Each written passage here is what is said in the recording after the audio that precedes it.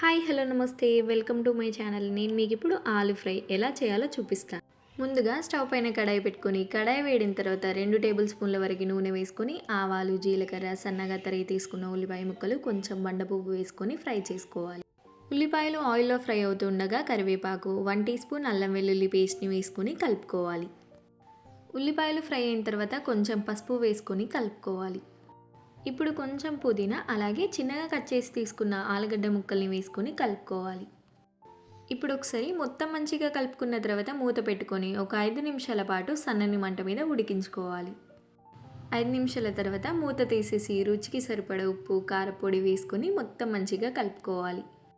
కొంచెం సన్నగా తరిగి తీసుకున్న కొత్తిమీర ఆకును వేసుకొని కలుపుకున్న తర్వాత మూత పెట్టుకొని 10 నిమిషాల పాటు సన్నని మంట మీద ఉడికించుకోవాలి. ఇప్పుడు మూత తీసేసి 1 టీ స్పూన్ మసాలా సన్నగా తరిగి తీసుకున్న కొత్తిమీర ఆకును వేసుకొని కలుపుకోవాలి. అంతే, ఫ్లేమ్ ఆఫ్ చేసుకుంటే వేడి వేడిగా ఆలు ఫ్రై కర్రీ రెడీ. వేడి వేడి అన్నంతో చపాతీతో తింటే చాలా బాగుంటుంది.